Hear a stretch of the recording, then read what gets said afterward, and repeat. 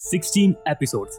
For the first time in the anime's history, we are not getting the usual 12, we are getting 16. And when I saw that number before the excitement, I was suspicious because Court and Lurch have burned us before. So I sat down, did the math on the volume distribution, and I realized something that either means this season is going to be the best one yet, or there's a problem nobody's talking about. By the end of this video, you will know exactly what volumes are being adapted, why the episode count changes everything, and the one scene in this trailer that has me genuinely worried, and a detail about the animation that turned my biggest red flag into actual hope. Even if you have already seen the episodes by now, stick around because I'm calling my shots here and you will definitely want to see if I was right. And if you're riding with me through season 4, subscribe now because I'm reacting to every single episode this season with members of the Light Novel translation team. More on that later. But first, let me just remind you what's coming this season because I don't think people fully grasp how stacked this season is. We are getting the Ayano versus Hosen fight, the introduction of the Lady Dominatrix herself, Kiruin, these insane manga panels brought to life, these T-Rex scenes? Yes, T-Rex, don't ask more. The meaning of the 3 pearls, the entire second year island exam arc,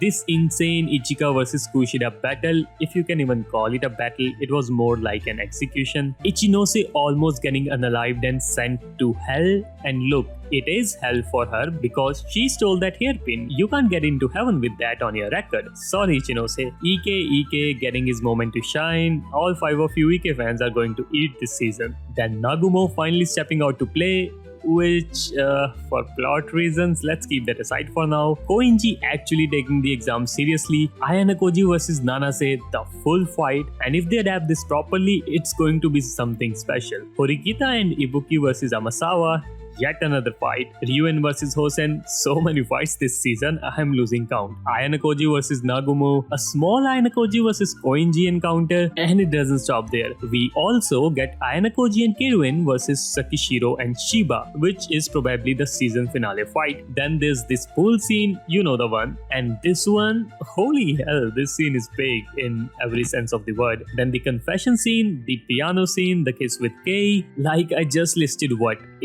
19 major moments, and I didn't even cover everything. This season is absolutely loaded, which is exactly why the next thing I'm about to tell you matters so much, because all of that content needs to fit somewhere, and the number of episodes determines whether it gets done justice or gets butchered. So let's talk about the math. When this season was announced, the very first question in my mind was how many episodes, because that single number tells you everything. It tells you how many volume gets adapted, it tells you whether the scene gets cut or capped, it tells you whether Lurch is finally taking this seriously or treating it like a speedrun. And the answer is 16 episodes. That is brand new territory for Court. Every previous season has been 12 or 13, and honestly, I am so thankful it didn't turn out to be 12 again, because if they tried to cram this much content into 12 episodes, I would have personally gone to Japan.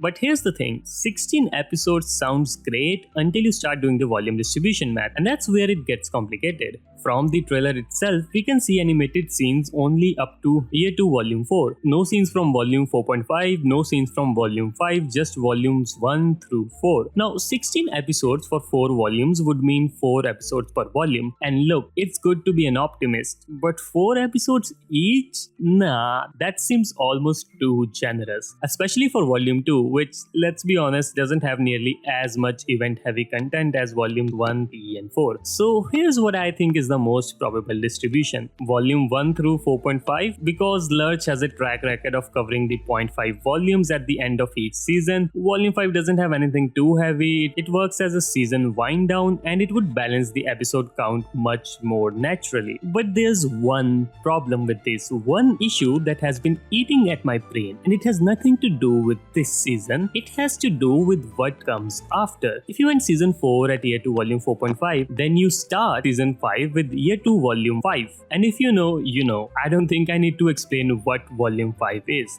That volume is a finale volume. It's kind of the volume that works as the peak of the season, not the opening act. Starting the season with your strongest card is like opening a fireworks show with grand finale. Everything after it feels like a downgrade. Ideally, you would want Volume 5 at the end of a season, not the beginning. But hey, I'll take it. Proper pacing for this season matters more than worrying about season 5 right now. Now, and stay with me right here, let me play devil's advocate for a second. What if I'm wrong? What if Lurch goes full corporate greed mode? What if they try to squeeze Volume 5 into this season? Hear me out. 4 episodes for volume 1, 1 episode for volume 2, 4 episodes each for volume 3 and 4, 1 episode for volume 4.5, and then 2 episodes for the beginning of volume 5. I am not saying it's likely. Knowing Lurch's track record, I am not saying it's impossible either. If one episode sounds too thin for volume 2, 4.5, well, you don't know Lurch. They will find a way to compress things. They will borrow half an episode from here and there, shave a scene from there. They have done it before. And look, there were no volume 5 scenes animated in the trailer, but there were no volume 4.5 scenes either, and 4.5 is almost certainly getting adapted. So the absence of scenes doesn't prove anything. If you ask me what I want, just adapt it properly till volume 4.5. Give every volume the room it needs to breathe. That's all I'm asking. Now, I was sitting with that analysis for days, going back and forth, and then this tweet dropped from the official account, and they are only showing the first 4 volumes, not 4.5, not 5, just year 2 volume 1 through 4. Wait, no way. Are they actually adapting only till year 2 volume 4? I am not complaining, like, for the first time, are they actually taking this seriously? Even with my most optimistic prediction, I assumed they'd at least push through to 4.5 because I couldn't imagine them stretching volume 2 across 4 full episodes. There just isn't enough content for that. But if they are doing it, if they're really giving each volume a full 4 episode treatment, then that means one incredible thing.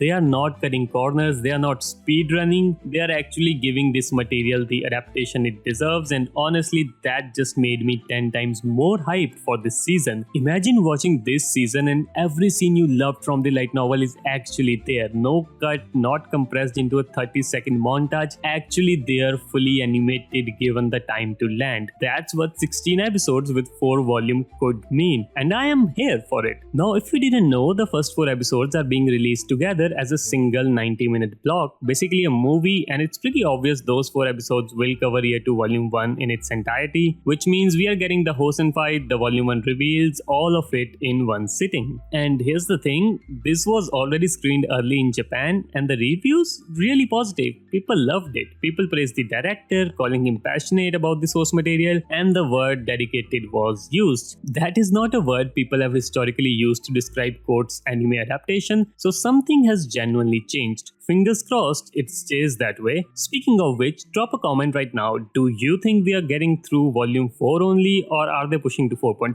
And honestly, what do you want? I'm curious where you all stand on this. Alright, now let's get into the actual trailer itself. Starting with something that's been a talking point since season 1, the art style. It's changed again. Court has had a different art style almost every season, and it's always been the thing people argue about. But this time, this is probably the first time I genuinely like it, and I kept trying to figure out what was special. Why do all the girls look so good this season? And it comes down to the details, the refinement. Take Sakura for example. Look at her old design versus this new one. The new art style makes her look cute, like genuinely pleasant to look at. It's a subtle shift, but it makes a huge difference. Kushida looks good, Horikita looks good, Ayana Koji looks good. Sudo's design actually solid. The first year's really good, except Hosen's looking a little funny. I'll be honest, she's giving me more can't say the word vibe than terrifying delinquent, but overall the art direction is a clear step up. Now there are a few specific scenes from the trailer I need to talk about, and one of them is genuinely baffling. This scene, imagine seeing this with zero context. You'd think someone just proposed to Kushida or what? What is this reaction? Her eyes are wide, her friends are stunned, everyone's acting like this guy just pulled out a ring.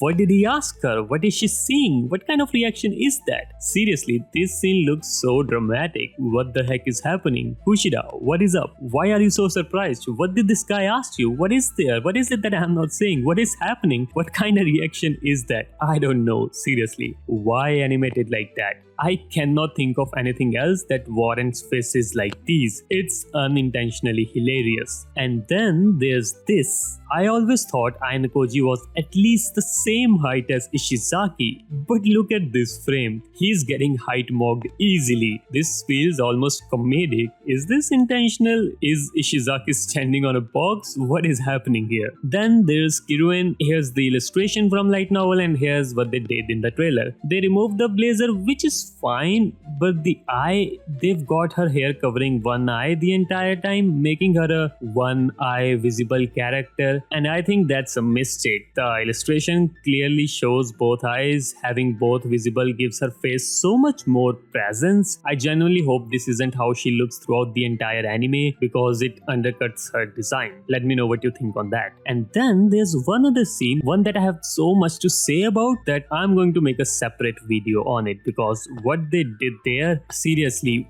what were they even thinking? Okay, now for the thing that had me the most worried, and I want to be honest with you here because this was a genuine red flag. Watch the trailer again. Really, watch it. Most of these shots, still frames, characters standing there with their mouth moving, minimal body animation, little to no dynamic movement. This season has at minimum 6 or 7 major fight scenes, and not a single fight made it into the trailer. Not one. For a season that is defined by its action moments, the trailer showed us zero action. That was, and I will say it plainly, a very big red flag, because it's just one of the two things. Either they just didn't want to put the fights in trailer, or they are not confident in how they look. So we are looking at potentially gorgeous character art and designs paired with still frames, slideshow level animation. That's a nightmare. But, and this is why I said was worried earlier, here's what changed my mind. The first 4 episodes screened in Japan, people watched them, and the response was, as I said earlier, pretty good. So maybe, just maybe, they kept the fights out of the trailer on purpose. Maybe they are saving the best shots for the actual episodes. Maybe there's a strategic reason we haven't seen any action yet. Maybe they are pulling a season 2 where they save the budget for the fight scenes. Maybe they didn't want to spoil it on who is fighting who. I am choosing to believe that, and in a few days when those first 4 episodes are available to everyone, we are going to know for sure. I'm putting all my hope on those early reviews being right, and if they are, this could genuinely be the season that finally does Code justice. Alright, before I wrap up, quick fire round. My favorite character designs from this trailer: Aina Koji, Horikita, Nanase, Sakura, who got a genuine glow up, and I love it. I cannot wait to see her throughout all of year 2. And I really do mean all of year 2, every moment of it. Tsubaki also looks solid, but let me know which character do you think looks the best in this new art style. Drop it in the comments. Now one more thing before I let you go, and this one's for you specifically. I'm going to be reacting to this entire season every episode, and yes, I will be using a free VTube avatar for it, and it won't just be me. I'm going to have friends from Light Novel Translation team watching alongside me, so you are getting Light Novel reader reactions. If that sounds something like you want to see, and honestly it's going to be a lot of fun, subscribe right now and hit the notification bell. So to bring it all together, season 4 is shaping up to be something special. 16 episodes, potentially only 4 volumes adapted, which means real pacing for the first time, a new art style that actually works, early reviews that are overwhelmingly positive, and a director who apparently cares. The red flags I had about animation cautiously resolved by the early screening feedback. The volume distribution looking better than I ever expected. The content itself absolutely stacked. If Lurch actually delivers on what this trailer and these early reviews are promising, this won't just be the best season of Code, it will be the season that makes people take this anime seriously, and I think we all want that. The first 4 episodes are almost here, and I'll see you for the reaction. Until then.